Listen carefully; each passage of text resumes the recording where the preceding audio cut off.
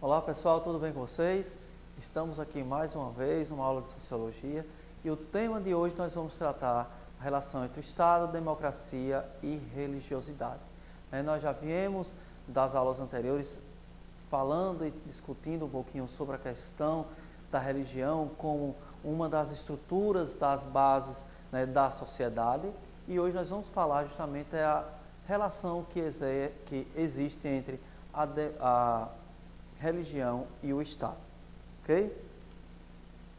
Então, vamos lá, quero apresentar aqui para vocês o nosso tema, religião e democracia. Nós temos aqui, a democracia é, por excelência, pluralista, aceita a participação dos cidadãos e respeita as diferenças entre os seus membros. Por isso, é oposto à autocracia, o governo de um só, bem como a imposição de um só credo. Constatamos na história as tiranias de governos e as perseguições àqueles que foram considerados hereges.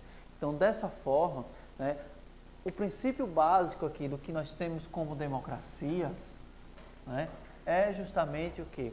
A liberdade, a liberdade religiosa, a liberdade de expressão e pensamento, a liberdade também política,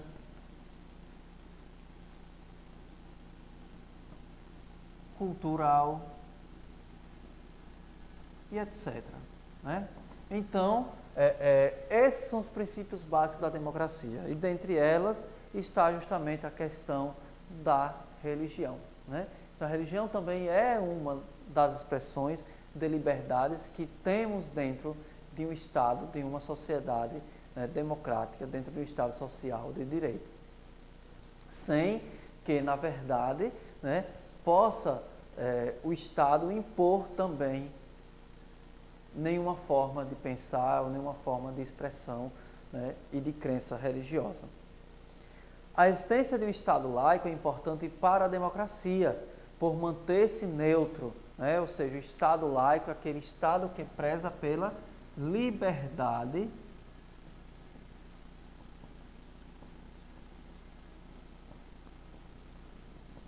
religiosa, certo? Sem necessariamente impor nenhum credo. Então, a liberdade religiosa, ela é uma característica de um Estado laico. E é importante para a democracia, por manter neutro e evitar o fortalecimento de um credo em detrimento do outro, ou seja, não supervalorizar uma crença e nem desvalorizar o outro. Então, é buscar manter o equilíbrio e o respeito às diferentes crenças. Mesmo no seio da sociedade civil, há o risco do chamado fundamentalismo. O que é o fundamentalismo?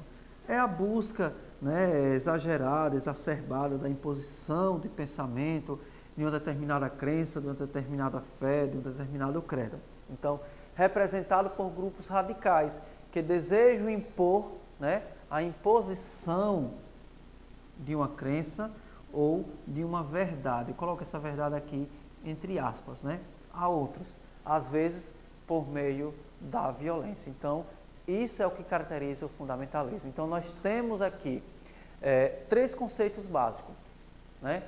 Um Estado democrático. O que é um Estado democrático? Um Estado plural, que respeita entre todas as expressões, pensamento, ideias políticas e culturais, inclusive também a religião. Então, a religião faz parte desse processo democrático.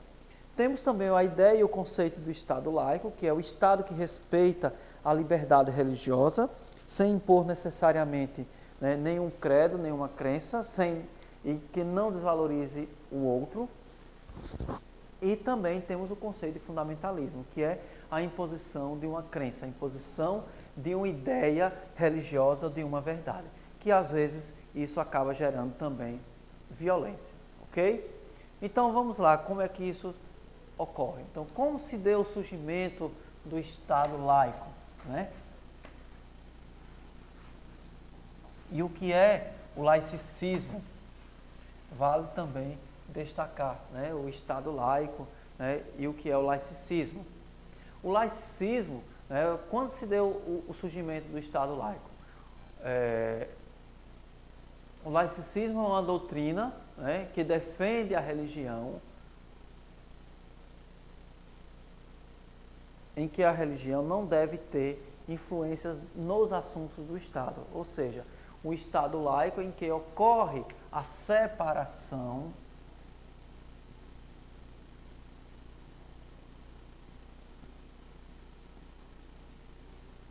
Estado laico, né, tem a separação entre a igreja, religião, vamos entender aqui como religião, e o Estado, né? Eles são totalmente diferentes, né? Então ocorre essa separação, ocorre esse desligamento entre o Estado e a igreja, certo? Essa ideia foi responsável pela separação moderna entre a igreja e o Estado e ganhou força com a Revolução Industrial. E essa, aliás, perdão, não Revolução Industrial, Revolução Francesa, perdoe-me, Revolução Francesa, né? Então essa ideia aqui, que se consolida com a Revolução Francesa e que acaba que dentro da França, após a Revolução Francesa, separando a igreja do Estado, ela surge inclusive, né? E surge inclusive no período chamado de Iluminismo, né? O Iluminismo já defendia essa ideia, né, de separação do Estado em relação à religião, à igreja, né? E a Revolução Francesa contribuiu para essa consolidação.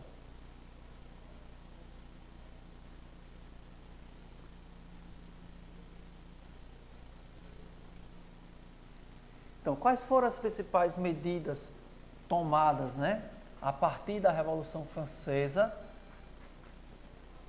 adotada dentro da França e que acabou que por consolidar, né, essas ideias de Estado laico.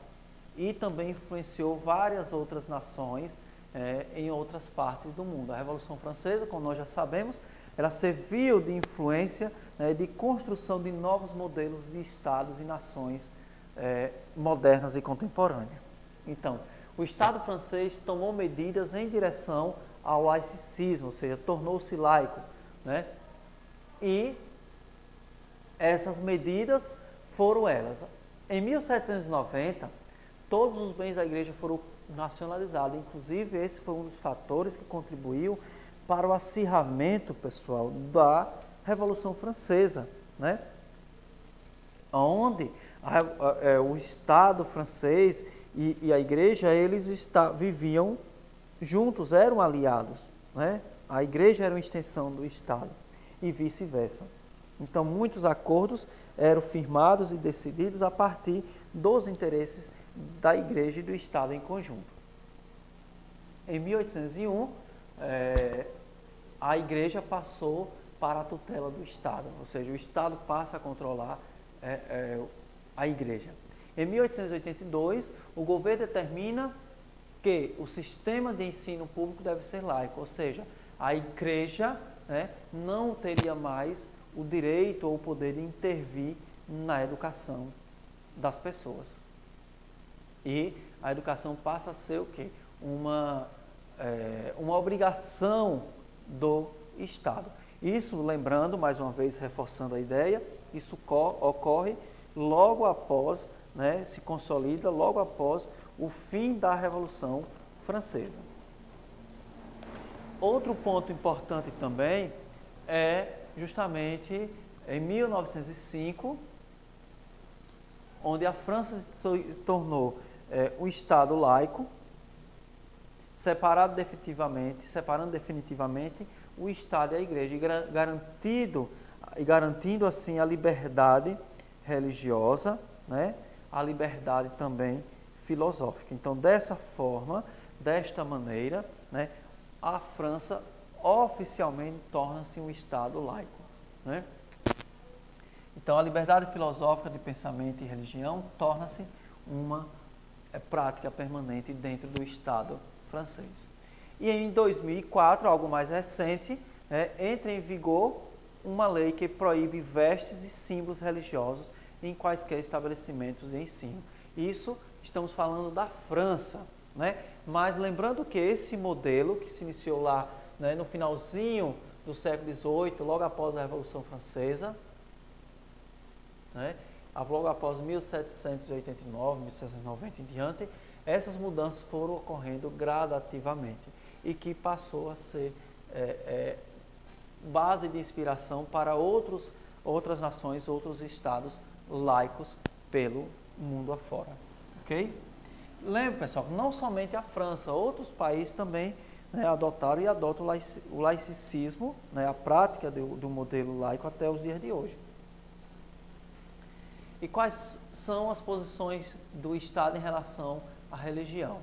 E aí vale lembrar, né, que existe alguns modelos de Estados, entre eles são 3 os principais, né? O Estado confessional, o Estado teocrático e o Estado laico, né? Apesar de a facilidade de ser adotada em diversos, da laicidade, né, de modelo de Estado laico ser adotado em diversos países pelo mundo afora, ainda existem outras formas de relação entre o Estado e a religião, né? Então, não é apenas o modelo de Estado laico que se é adotado pelo mundo. Então, pelo mundo existem diferentes formas com que o Estado se relaciona com a religião, né? Com as crenças. Primeiro é o chamado Estado confessional. O que é o Estado confessional?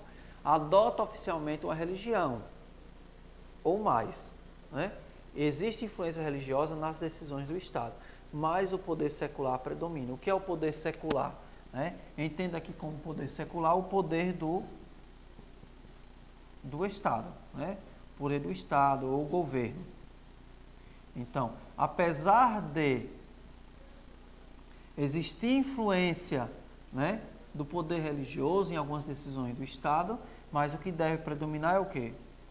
O interesse do Estado, ou o poder secular, ok? E que esse poder secular, esse poder do Estado, deve atender obrigatoriamente aos interesses de quem? Da sociedade civil. O outro modelo de Estado é o chamado Estado teocrático, né? Nas teocracias, o que é poder teocrático? É o poder baseado no princípio religioso, né? Teo quer dizer Deus, né? E crático quer dizer poder, né? Então, o Estado teocrático, ele se baseia, né, para as decisões políticas, jurídicas, né, baseado em regras, né, ou baseado na sua religião oficial. Então, o poder da cultura, né, da doutrina religiosa está acima das próprias leis do poder do Estado. Ou seja, de certa maneira, até mesmo as próprias leis são criadas e ajustadas de acordo com a religião, né? Então, nas teocracias, as decisões políticas e jurídicas passam pelas regras da religião oficial adotada. Em países teocráticos, a religião pode exercer o poder político de forma direta, quando membros do próprio clero, né, têm cargos públicos, ou de forma indireta, quando as decisões dos governantes e juízes, né, ou membros não religiosos, são controladas pelo clero. Entenda aqui como clero, não se referindo exclusivamente à doutrina religiosa cristã ou católica, mas sim, né, baseado em qualquer que seja a religião, né? Então, os membros que controlam, que dirigem esse poder religioso, eles também exercem um poder político. Ou, quando não, mesmo os governantes ou os juízes, não sendo propriamente membros deste clero, né, mas que exerce os direitos e a política, o poder, baseado nos princípios religiosos. Isso é o chamado de poder teocrático. E também existe o chamado o Estado ateu, né? O Estado ateu é aquele Estado, né, caracterizado pela proibição ou perseguição a práticas religiosas, ou seja, é onde se coloca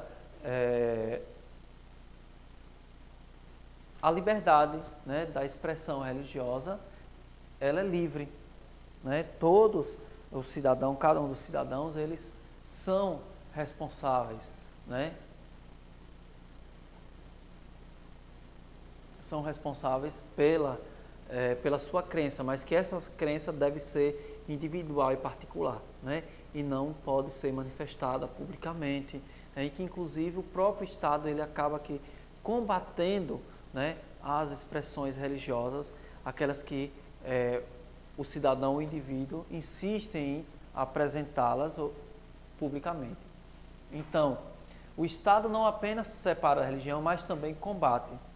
Exemplo de ateísmo de Estado pode ser encontrados em experiências socialistas ou comunistas do século XX, como foi a União Soviética, Cuba, China, Coreia do Norte, Camboja, entre outros países, né? Então, o Estado ateu, né, ele não condena o indivíduo que pratique sua fé, mas que sua fé seja praticada o quê? De forma individual, particular, né, de forma privada, mas que essa prática ela não seja imposta, né, a outros de forma publicamente. E o Estado ele não defende, né, de maneira alguma nenhuma prática religiosa dentro de suas instituições. Este é o chamado Estado ateu. E o Brasil, né? Vamos falar do Brasil. Seria o Brasil um Estado laico? Né? Em que momento se encaixa, ou que característica se encaixaria o modelo de Estado brasileiro?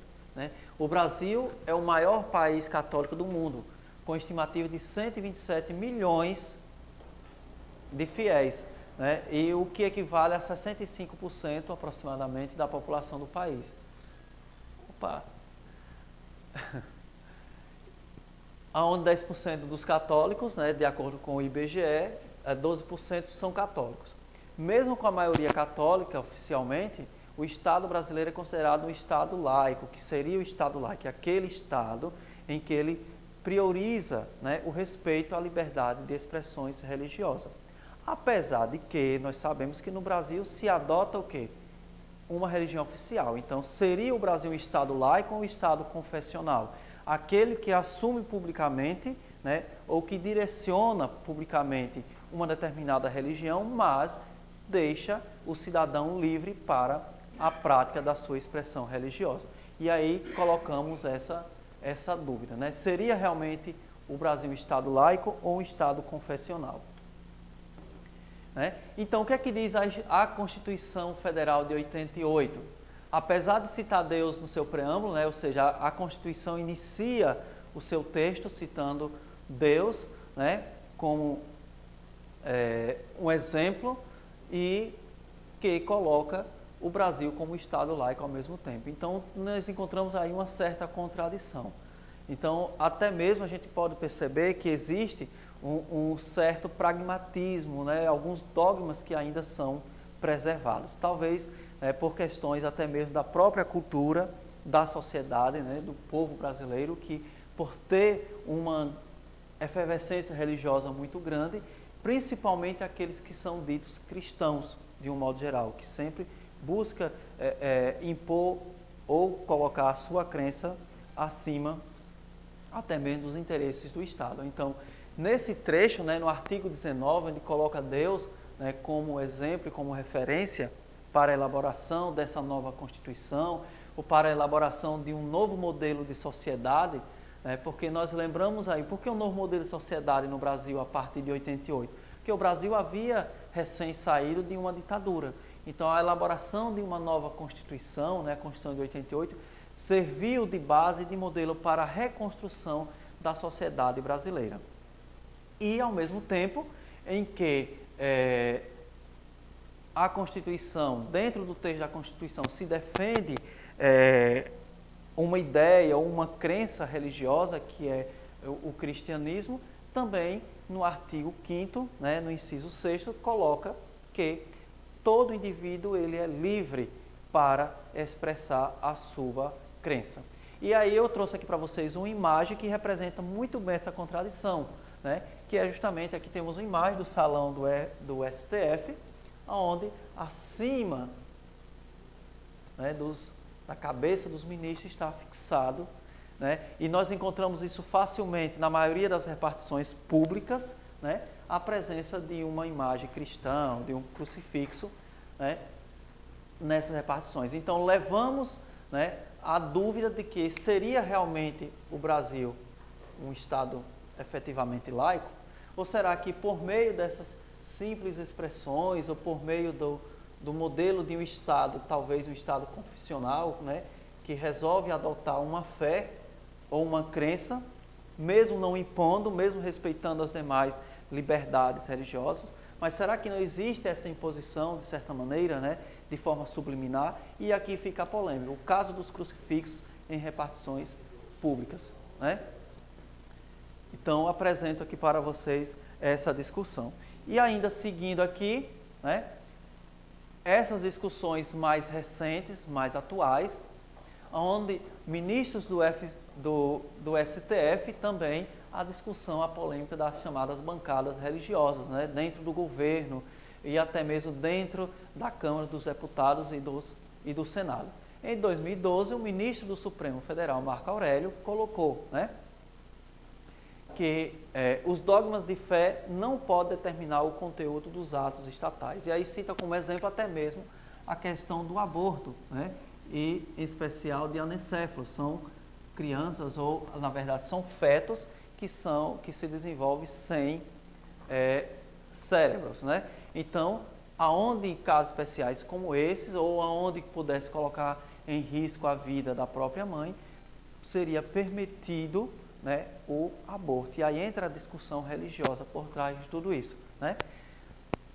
Aonde principalmente aqueles defensores de dogmas religiosos, principalmente a bancada religiosa, né, em especial evangélica, entra aqui no contexto, na polêmica dessa discussão. E também o mesmo ministro defendeu as concepções morais religiosas, unânimes, majoritárias ou minoritárias, ou seja, ele, em sua fala, ele cita, né, todos, independente de qualquer que seja a dimensão ou o tamanho, né, ou a importância, né, que cada um atribua à sua expressão religiosa, todas devem ser respeitadas. Inclusive, né, o Estado assume esse papel, essa responsabilidade de respeitar, né, as expressões religiosas, como também essas manifestações elas devem se limitar à esfera privada, ou seja, a vida do indivíduo, a vida do cidadão. Então, o Estado não tem a obrigação, né, de manifestar nenhuma expressão religiosa, a não ser de tão somente respeitá-las. E por último, né, nós vemos o crescimento aí das bancadas religiosas e aí, de certa forma, partindo para um certo, digamos assim, um fanatismo religioso em certos momentos, aonde eleição após eleição nota-se que o crescimento de bancadas religiosas, sobretudo evangélicas, tende a defender pautas mais conservadoras. E aqui nós estamos o quê? De posicionamentos políticos baseados o quê? Em premissas religiosas, né? Em doutrinas religiosas. Então, aonde se coloca o interesse ou uma ideia religiosa acima do interesse do Estado. E constantemente entra em conflito com as alas mais progressistas, aqueles que defendem principalmente a separação total do Estado em relação à crença e à religião e que, por sua vez, os interesses do Estado devem estar acima de qualquer outra forma de crença e também de religiosidade. Então, pessoal, encerramos por aqui a nossa discussão da aula de hoje, no qual nós tratamos sobre o tema a relação entre a religião e o Estado, e desejo para vocês bons estudos e até o nosso próximo encontro.